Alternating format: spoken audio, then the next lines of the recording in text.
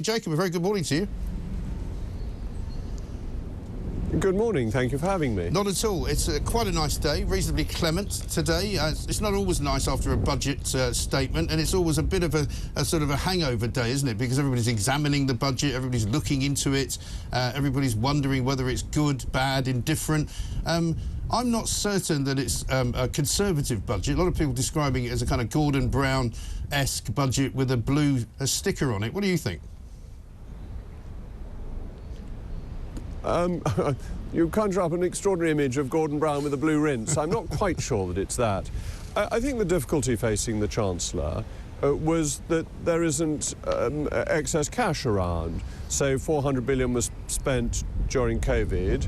The deficit is still quite large, and therefore he needs to find money to fund what the government does. And that's where you get into the fiscal drag, and it's the fiscal drag that is going to have the biggest effect on people's living standards. That is the failure to uprate thresholds for the 40p rate and for the lower tax band in line with inflation. That will have an effect on everybody and means we will all be paying more tax in the next year. Yes, which doesn't sound terribly conservative to me. And I mean, I'm being asked the question this morning, am I better off today after this budget, or am I worse off? And my honest answer is I don't actually know, because it's so kind of complicated what he's done. I'm not sure anybody can really decipher it. Well, you've always got to look at what isn't actually in the budget, what isn't announced, that was done earlier. So one of the things that was done earlier was the announcement that thresholds wouldn't be uprated. So they weren't actually discussed yesterday, but that is in fact the most important fiscal decision that has been taken. I think it will be worth something like £30 billion between now and 2027. Yeah. And what about the childcare supplement that he's done? Because again, I'm slightly wary of a government that tells me that I should go back to work and give my child to somebody else to look after if I don't want to do that. Look, I think you raise a very good point. And shouldn't it be about choice and saying to people, do you want to look after your children yourself, or would you prefer them to be looked after by somebody else?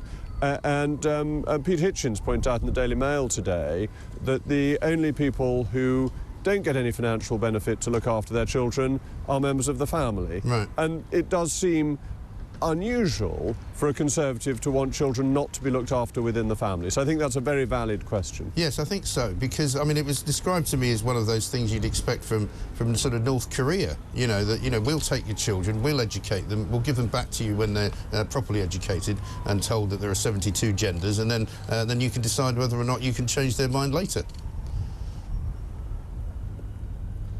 Well, I don't think we're going away from North Korea, but I get your point. I think the fundamental responsibility for bringing up children, and I know a little bit about this because I've got 6 of my own, by the grace of God, is with families, is with their parents and not with the state. I don't know if you remember, the SNP had a proposal a few years ago, which fortunately it never got through, that every child would have a nominated adult from the state to look after its interests in some vague way. I thought that was deeply sinister. The responsibility for children rests with the family. Absolutely. And on a broader scale, I mean, you've been in the government, obviously, relatively recently, but do you not worry that the government's reach now has kind of solidified in a way in our lives? You know, there seems to be a lot of people in government who would like to take over more of our lives and would like to tell us more of what we can and can't do, rather than giving us back sort of freedom. Well, I'm very strongly in favour of the government doing less and giving people back freedom. I think the problem with the tax rates isn't that the Chancellor doesn't want to cut taxes, I'm sure he does, it's that the state spends too much money. And we've got to start looking at what the state does, and the state needs to do less because it doesn't always do it well, and it does it very intrusively. I'm afraid one of the after effects of COVID is a feeling that the state should take care of everything, should solve every problem, and many people seem to welcome it interfering in their lives. I think the WhatsApp messages that were released showed how far this went through government as well, that there were people who really liked this opportunity to dabble their fingers in the lives of individuals, and I hope the fingers will be undabbled. if undabbled is a word. I think undabbled should very much be a word, and used only in that context. I think that would be brilliant. What about corporation tax? Was it a mistake, do you think, for Jeremy Hunt to raise that to 25%? Well, I'm not in favour of the approach where you raise corporation tax and then give people allowances so they can avoid corporation tax. I think it's much better to have a simple tax system which sets as low a rate as possible and then allows people to make investment decisions for themselves. I think the government saying that investment is better than paying dividends is not a sensible policy. It will vary company by company, and sometimes the people you pay the dividends to will spend the money better than it would be spent if the company kept it and invested it for tax purposes. So I think that sort of philosophy of taxation is mistaken. Yes, I think so.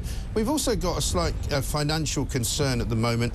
We saw that the Silicon Valley Bank collapse in America had a knock-on effect in America. It now appears that Credit Suisse has got a bit of a problem.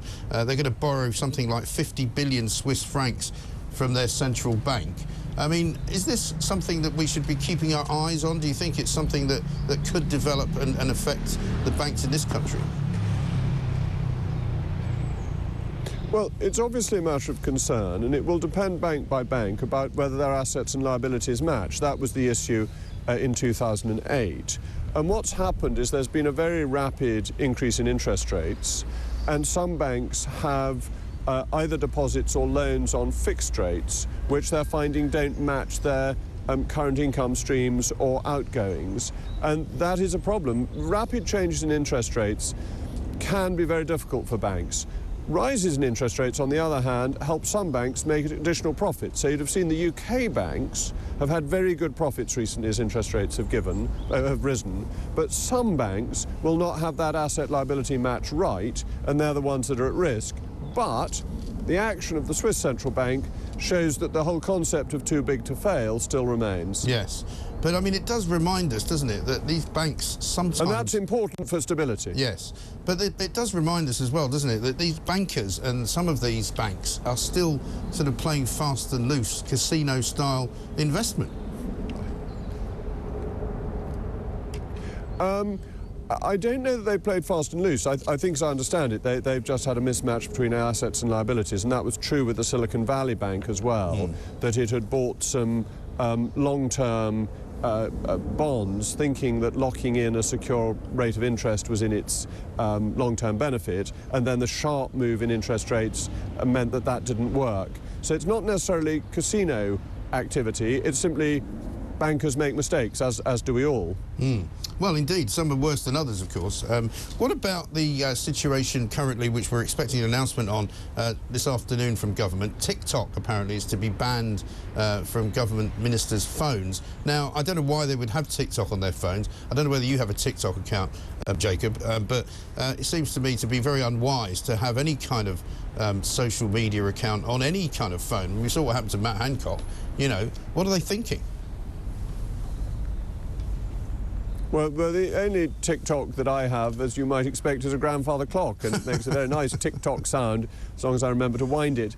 Unfortunately, my children have TikTok. I haven't been able to persuade them not to, so I can't say it's not in the Rees-Mogg household at all. Right. But I think one should be very careful of the social media that one uses, and if there is a suspicion that TikTok may be misusing data or using its algorithms in a way that seems too intrusive, then I think people should be careful and alert to that.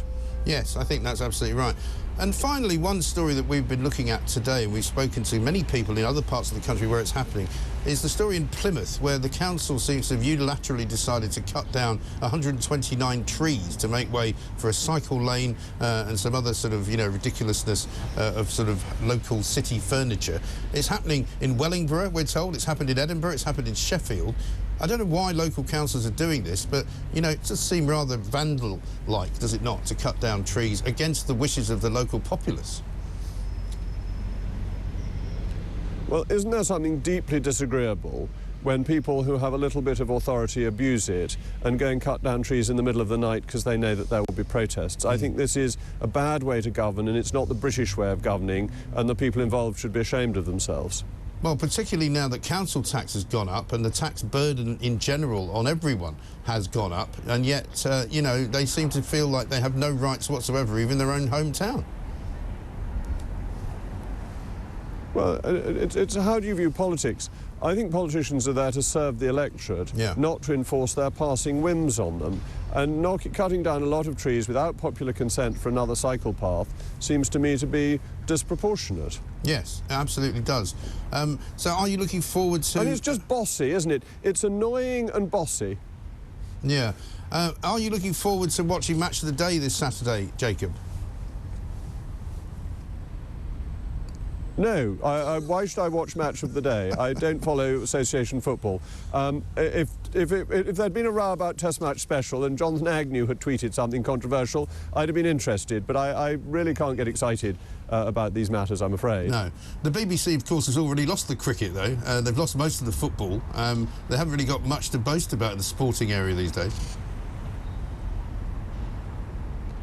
Well, as I've said before, that's because they've got the safety blanket of the licence fee, which means that their revenue has been static, whilst other media operators have seen massive increases in their revenue, and that they think the licence fee is helpful to them.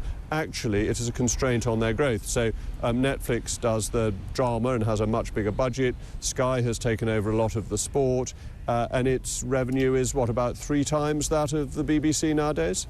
If there was a vote in Parliament tomorrow, I know you don't often sit on a Friday, to rescind the licence fee, would you vote for it to be taken away? I think the licence fee has passed its sell-by date, yes. Thank you very much indeed. Jacob, good to talk to you. Thanks very much indeed. Have a great weekend. Jacob Rees-Mogg, Conservative MP for North East Somerset, former Secretary of State for Business, Energy and Industrial Strategy. A man, in my view, who should still be in government, actually. This is talkTV.